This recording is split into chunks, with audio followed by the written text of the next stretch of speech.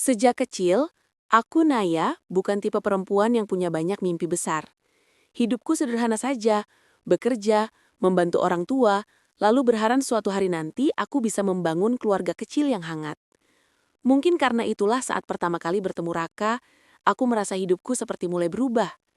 Raka waktu itu terlihat begitu sopan, perhatian, dan yang paling membuatku luluh, cara dia memperlakukan keluargaku. Ia datang dengan senyum ramah, membawa buah tangan tanpa diminta, dan bercerita tentang keinginannya membangun rumah tangga sederhana. Semua itu membuatku percaya bahwa aku sudah menemukan laki-laki yang tepat. Saat kami menikah, aku bahkan tidak keberatan hidup seadanya. Aku bukan tipe perempuan yang menginginkan pesta mewah atau rumah besar. Selama ada cinta dan saling menghormati, aku yakin segalanya bisa dilewati. Namun setelah 1 tahun berlalu, aku mulai menyadari satu hal. Ternyata apa yang Raka tunjukkan dulu hanyalah sedikit dari banyak sifat aslinya yang tersembunyi. Raka, yang dulu kuanggap pekerja keras, mulai sering mengeluh setiap kali pulang kerja. Lama-lama, ia mulai tidak betah di tempat kerjanya. Lingkungannya toksik, katanya. Atasannya tidak menghargai, ujarnya. Gajinya terlalu kecil untuk beban kerjanya, begitu alasannya lain waktu. Dalam 1 tahun, Raka sudah berganti pekerjaan 3 kali. Setiap kali ditanya, jawabannya selalu menyalahkan orang lain. Aku semula percaya. Aku ingin menjadi istri yang mendukung suami, bukan menghakimi. Tapi semakin lama, aku mulai melihat pola yang tidak wajar. Malam-malam, Raka sering menghabiskan waktu dengan ponselnya. Tertawa kecil, lalu tiba-tiba murung. Notifikasi dari aplikasi yang tak kukenal sering muncul. Aku pernah bertanya dengan halus, tapi ia selalu menjawab pendek. Seolah apapun pertanyaanku adalah bentuk interogasi yang berlebihan. "Sudah, jangan ikut campur urusan laki-laki," katanya suatu kali. Kata-kata itu menusukku, tapi aku hanya terdiam. Mungkin karena aku takut dianggap istri yang cerewet. Di tengah kekacauan itu, aku mencoba menjadi penopang rumah tangga. Aku bekerja dari pagi hingga sore sebagai admin toko bangunan kecil. Gajinya tidak besar, tapi cukup untuk menutupi sebagian pengeluaran. Selain itu, aku menjahit baju pesanan tetangga pada malam hari. Tugasku terasa semakin berat karena Raka mulai sering mengeluh soal uang. Ia bilang gajinya tidak cukup. Padahal, aku tahu ia menggunakan sebagian penghasilannya untuk hal-hal yang tidak masuk akal. Kadang untuk nongkrong, kadang membeli barang-barang yang tidak urgen, dan belakangan aku curiga ia terlibat sesuatu di internet, entah apa. Kondisi ekonomi keluarga perlahan goyah, dan saat itulah mertuaku, Bu Lestari, mulai ikut campur. Bu Lestari adalah sosok perempuan yang kuat tapi keras. Ia terbiasa mengatur semua orang di sekitarnya. Dari awal aku menikah, ia sebenarnya tidak terlalu menyukaiku. Kata-katanya selalu halus tapi menusuk. "Naya ini terlalu pendiam ya," ujarnya saat pertama kali kami bertemu. "Naya harus banyak belajar. Nanti kasihan Raka kalau istrinya tidak cekatan," katanya saat pertemuan keluarga. Aku hanya tersenyum waktu itu, menganggapnya sebagai nasihat. Tapi setelah menikah, semua kritik itu terasa bukan lagi nasihat, melainkan bentuk ketidaksukaan yang nyata. Setiap kali kami pulang ke rumahnya, ia selalu membanggakan Raka. "Anak saya itu paling rajin dari kecil," katanya. Atau, "Kalau dia kerja tidak betah, pasti karena lingkungannya buruk." Tidak ada ruang bagi siapapun untuk sekadar bertanya, apakah Raka mungkin punya andil dalam masalahnya sendiri. Di hadapan ibunya, Raka adalah malaikat tanpa cacat. Dan karena itu pula, ketika kondisi ekonomi kami mulai sulit, aku tahu, cepat atau lambat, aku akan menjadi sasaran. Suatu siang setelah Raka pulang dari tempat kerjanya dengan wajah masam, ia mengutarakan niat untuk berhenti. Aku terdiam. "Lagi?" tanyaku dalam hati. Tapi aku tidak berani mengatakannya. Aku hanya bertanya pelan. Apa tidak bisa bertahan sedikit lagi sampai kamu dapat pekerjaan baru? Raka langsung tersinggung. Kamu tidak tahu apa-apa soal dunia kerja, katanya ketus. Jangan seolah bisa mengatur semuanya. Aku mencoba menenangkan suasana, tapi hatiku terasa panas. Aku bekerja membanting tulang, tapi tetap dianggap tidak paham apapun. Namun Raka benar-benar berhenti bekerja minggu itu juga. Tidak ada tabungan, tidak ada rencana. Akulah yang harus menutupi biaya rumah tangga. Aku mengurangi uang jajan, mengurangi belanja dapur, bahkan menjual beberapa perhiasan kecil pemberian orang tuaku. Semuanya kulakukan diam-diam karena aku malu jika orang tuaku tahu bagaimana hidupku sebenarnya. Dan benar saja, tak lama setelah itu Bu Lestari datang dengan wajah tidak senang. Tanpa peduli apakah aku sedang sibuk bekerja atau lelah, ia langsung berkata, "Raka cerita kalau kondisi rumah tangga kalian berantakan. Katanya uang selalu kurang. Kamu ini bagaimana sih, Naya? Mengatur rumah tangga itu tugas istri." Aku tercekat. "Bu, saya selalu berusaha. Tapi kenyataannya tetap kurang. Kamu itu istri, harus belajar hemat, jangan boros." Aku terdiam. Bagaimana mungkin ia menuduhku boros? Aku bahkan berhemat sampai kadang menahan diri tidak makan siang. Ingin sekali aku mengatakan bahwa Raka lah yang boros, bahwa Raka lah yang tidak bekerja, bahwa Raka lah yang selalu menghabiskan uang untuk hal-hal yang tidak penting. Tapi aku tidak berani. Aku tahu Bu Lestari tidak akan mempercayaiku. Baginya, anak laki-lakinya tidak pernah salah. Semakin lama, tekanan dari mertuaku semakin berat. Setiap ada masalah kecil, aku menjadi orang pertama yang disalahkan. Bahkan saat Raka kehilangan motornya karena parkir sembarangan, mertua menyalahkanku. "Kamu ini harus ingatkan suamimu," katanya. Padahal aku sudah mengingatkan. Tapi baginya, Raka tetaplah anak baik yang selalu harus dilindungi. Aku tidak punya tempat untuk mengadu. Raka sendiri sering memutarbalikkan fakta jika aku mencoba membicarakan masalah kami. Suatu kali, aku menemukan bukti bahwa ia mengambil uang tabungan tanpa memberitahuku. Ketika kutanya, ia menjawab, "Itu kan uang bersama, kamu yang berlebihan." Padahal kami menabung susah payah untuk bayar kontrakan tahun depan. Kebohongan demi kebohongan semakin membuatku sesak. Tapi puncaknya terjadi pada suatu malam yang tidak akan pernah kulupakan. Malam itu, Raka terlihat gelisah dan mondar-mandir. Aku yang baru saja menyelesaikan jahitan mencoba mendekat, menanyakan apa yang terjadi. Raka menghindar, lalu masuk kamar dan mengeluarkan kotak kecil tempat kami menyimpan uang tabungan darurat. Saat ia membukanya, aku melihat wajahnya pucat. Semua isi kotak itu, harusnya hampir 3 juta rupiah, hilang. Tidak ada satu lembar pun di dalamnya. Aku terkejut. "Raka, di mana uangnya?" Ia menutup kotak itu cepat-cepat menghindari tatapanku. "Kamu yang ambilkan?" Darahku seakan berhenti mengalir. "Aku? Untuk apa aku mengambil uang itu? Mana aku tahu? Kamu yang paling sering buka kotak ini. Jangan pura-pura." Aku ingin menangis. Bukan karena uang itu hilang, tapi karena ia menuduhku tanpa bukti. Aku mengenalnya cukup baik untuk tahu bahwa ia sedang menyembunyikan sesuatu. Aku mendesaknya pelan. "Raka, tolong jujur. Kamu pakai uangnya untuk apa?" Raka tidak mengaku.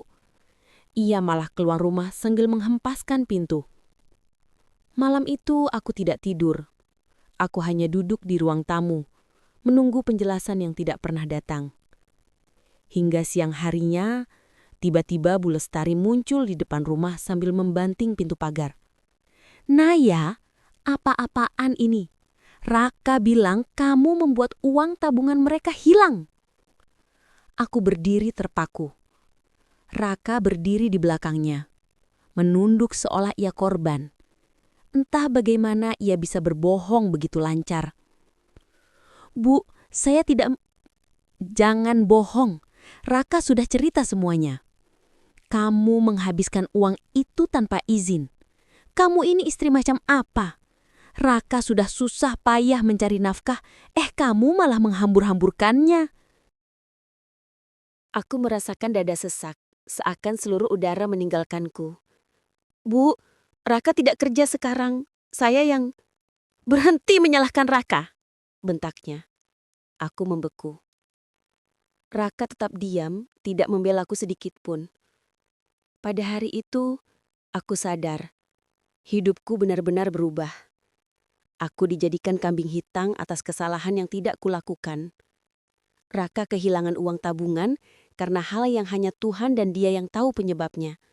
Tapi ia memilih menyelamatkan dirinya dan membiarkan aku diinjak-injak. Dan itu barulah awal dari semuanya. Hari ketika Bu Lestari datang dan membentakku, tanpa memberi kesempatan bicara, masih jelas terekam dalam kepalaku. Seolah baru terjadi beberapa menit lalu. Udara siang itu panas, tapi rasanya hawa di dalam rumah jauh lebih panas daripada cuaca di luar. Bu Lestari masuk sambil melempar sandal ke sudut ruangan. Wajahnya merah padam, dan nadanya tidak memberi ruang untuk berdebat. Kamu ini ya, Naya? Apa-apaan berani menghabiskan uang tabungan keluarga tanpa izin suami? Tidak tahu diri sekali. Suaranya bergema di seluruh rumah. Aku yang sedang mencuci piring hanya bisa berhenti dan menatapnya dengan tangan masih penuh busa sabun. Jantungku berdegup keras, rasanya kakinya lemas. Aku berusaha menelan ludah dan menjawab lembut. Bu, saya tidak... Cukup. Jangan pakai suara sok polos begitu. Raka sudah cerita semuanya. Aku memandang Raka yang berdiri di belakang ibunya. Berharap ia setidaknya berkata sesuatu yang benar, sekecil apapun. Tapi yang kulihat justru laki-laki yang menghindari kontak mata denganku. Berdiri seolah dirinya korban dari tindakan istrinya sendiri. Bu, saya sama sekali tidak memakai uang itu. Ulangku sekali lagi, suaraku nyaris bergetar. Saya juga baru tahu semalam kalau uangnya hilang. Bu Lestari mendengus. Oh, jadi kamu mau bilang Raka yang bohong? Anak saya itu tidak pernah melakukan hal-hal tidak jujur. Dia itu paling bertanggung jawab. Kalau uang hilang, sudah pasti kamu penyebabnya. Aku menahan napas. Sudah lama aku tahu bahwa Bu Lestari memuja Raka secara berlebihan, tapi melihatnya membela Raka seperti ini tanpa memikirkan fakta apapun tetap membuatku terpukul. Bu, saya punya bukti kalau saya tidak menyentuh uang itu. Saya... Sudah, kamu ini istri kok suka membela diri? Harusnya kamu malu. Bentaknya sambil menepuk meja sampai bunyinya keras. Raka berdiri diam seperti patung. Tidak sekalipun ia membuka mulut, apalagi menjelaskan kebenaran. Jika ada yang naik pitam, justru ia terlihat semakin cengeng, seolah akulah sumber seluruh penderitaannya. Aku tidak pernah merasa sedih dan marah sekaligus sebesar hari itu. Setelah membentakku hampir setengah jam, Bu Lestari duduk sambil memeriksa rumahku dari ujung ke ujung. Lalu seperti biasa, ia mengomentari hal-hal yang sebenarnya tidak relevan. Rumahmu ini juga berantakan. Tidak heran, uang hilang, istri tidak becus urus apa-apa. Aku ingin menjawab, saya bekerja dari pagi sampai sore, Bu. Tapi aku tahu hal itu akan dianggap alasan. Baginya, aku tidak pernah cukup sebagai istri bagi Raka. Entah apapun yang kulakukan selalu tampak salah di matanya. Raka pada akhirnya ikut menimpali. Makanya, Naya, kamu itu harus belajar lebih tertib. Kalau kamu teliti, uang tidak akan hilang begitu saja. Kalimat itu membuatku terpaku. Jadi bukan hanya ia menuduhku, tapi juga menyalahkanku secara terang-terangan di depan ibunya. Bibirku gemetar. Tapi aku... Jangan bantah, potong Bu Lestari. Untuk pertama kalinya, aku merasa seperti benda tak bernilai dalam rumahku sendiri. Aku bukan istri, bukan partner hidup. Aku hanyalah sasaran empuk untuk disalahkan ketika sesuatu tidak berjalan sesuai keinginan mereka. Sejak kejadian itu, keadaan semakin memburuk untukku. Kata-kata Bu Lestari tidak berhenti di rumah saja. Ia rupanya menceritakan versi ceritanya kepada saudara-saudara dan beberapa tetangga. Dari yang tadinya menyapa hangat, beberapa di antara mereka mulai memandangku aneh. Ada yang sengaja berbisik di belakangku. Ada yang menatap simpati tetapi tanpa berani mendekat.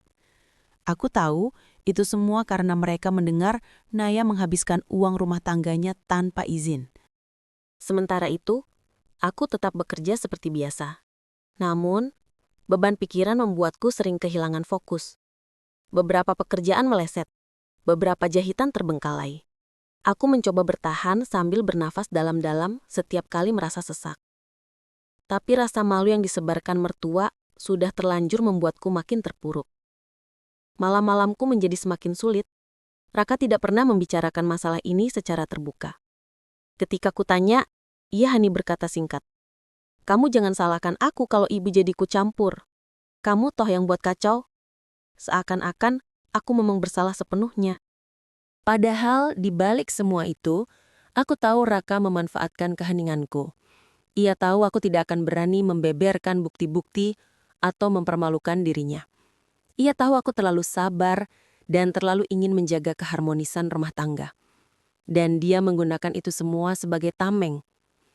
Kadang, saat aku duduk sendirian, aku memikirkan kembali bagaimana dulu aku begitu percaya pada Raka. Betapa banyak kenangan indah di awal hubungan kami. Saat itu, Raka selalu menjemputku sepulang kerja, membawa minuman dingin, mengajakku berjalan-jalan ke taman, dan sering berkata, "Naya, aku ingin membuatmu bahagia. Aku ingin menjadi laki-laki yang kamu banggakan." Kata-kata itu dulu membuatku merasa aman. Bagaimana bisa seseorang berubah sedrastis ini? Tanyaku pada diri sendiri, entah berapa kali. Aku teringat betapa aku dulu percaya bahwa Raka adalah laki-laki yang bertanggung jawab. Saat kami baru menikah, dia sering memasak sarapan, mencium keningku sebelum berangkat kerja, dan mengirim pesan manis setiap beberapa jam. Tapi perlahan, semua itu hilang satu persatu. Apakah dia memang berubah? Atau apakah dia hanya menutupi sifat aslinya dulu? Pertanyaan itu terus berputar di kepalaku, membuat aku merasa semakin bodoh. Aku merasa dibohongi, dimanfaatkan, dan dijatuhkan dalam situasi yang tidak pernah kubuat. Tapi tetap saja, aku diam. Tidak ada tempat untuk mengadu. Tidak ada siapapun yang bisa kuberitahu tanpa memperburuk situasi. Fitnah yang disebarkan Bu Lestari membuatku semakin terisolasi. Beberapa saudara Raka yang tadinya akrab denganku mulai menjaga jarak. Adik Raka bahkan pernah berkata sambil lalu, "Mbak Naya harusnya lebih hati-hati. Gimana sih sampai uang hilang segala? Kasihan Mas Raka." Aku hanya tersenyum pahit. Tidak ada gunanya berdebat dengan mereka. Mereka besar bersama Raka, tentu saja membelanya tanpa berpikir panjang. Tekanan itu membuatku mulai kehilangan selera makan. Setiap kali menelan nasi, rasanya seperti menelan batu. Aku mulai sering menangis diam-diam di kamar mandi agar tidak terdengar. Bahkan saat tidur pun, aku sering terbangun karena merasa napasku sesak. Beberapa kali tubuhku panas dingin, entah karena stres atau kelelahan, aku tidak tahu. Dalam kondisi rapuh itu, aku melihat semakin jelas bagaimana Raka memanfaatkan sifatku. Ia tahu, aku tidak akan berteriak atau memaksanya mengakui kebenaran. Ia tahu, aku tidak akan membantah keras di depan Bu Lestari. Ia tahu aku akan diam karena takut merusak suasana. Dialah yang membuatku menjadi tempat pembuangan semua kesalahan. Dan makin lama aku melihatnya, makin terasa jelas. Raka lebih takut mengecewakan ibunya daripada menyakiti istrinya. Ia lebih rela membiarkanku dihina daripada mengakui kesalahannya. Ia lebih rela kehilangan kehormatan rumah tangganya daripada kehilangan citra baiknya di mata Bu Lestari. Perlahan, aku mulai bertanya pada diriku, apakah aku benar-benar berarti baginya? Beberapa hari setelah fitnah itu menyebar, Bu Lestari kembali datang. Kali ini dengan nada sedikit lebih tenang, tapi tetap penuh penilaian. Ia duduk di ruang tamu dengan tangan terlipat, sementara aku menyiapkan minum seperti biasa. "Naya," katanya tanpa melihatku, "kamu harus memperbaiki sikap. Kamu sudah membuat keluarga malu. Tetangga sudah banyak tahu." Aku menunduk. Tapi Bu, saya tidak... Sudah, potongnya. Saya tidak mau dengar alasanmu. Kalau tidak bersalah, uang itu tidak mungkin hilang seperti itu. Aku menghembuskan napas perlahan, mencoba mencari kata yang tepat. Bu, selama ini saya yang bekerja menutupi kebutuhan rumah. Saya yang menabung. Jangan menyalahkan Raka. Suaranya kembali meninggi, matanya membelalak. Sekarang, yang perlu kamu lakukan hanya satu. Minta maaf. Titik. Kata-kata itu menghunjam tepat ke dadaku. Minta maaf atas sesuatu yang tidak kulakukan, batinku. Aku memandang Raka berharap ia mengatakan sesuatu. Apapun. Tapi ia hanya memainkan ponselnya seakan tidak peduli. Seakan semua ini bukan masalah besar. "Naya," ulang Bu Lestari dengan lebih tegas. "Kamu harus minta maaf pada Raka. Kalau kamu tidak mau, kamu berarti tidak menghargai pernikahan ini." Dadaku sakit. Tenggorokanku kering. Kata-katanya seperti memaksaku memilih antara harga diri dan keharmonisan palsu. Aku ingin berkata, "Tidak, Bu. Saya tidak bersalah. Saya tidak akan meminta maaf untuk sesuatu yang saya tidak lakukan." Tapi lidahku keluh. Aku terdiam, membeku di tempat. Rasanya seperti seluruh dunia menekan bahuku, memaksaku tunduk. Dan aku hanya bisa berdiri di sana dalam kebingungan dan sakit hati yang tidak bisa kuungkapkan.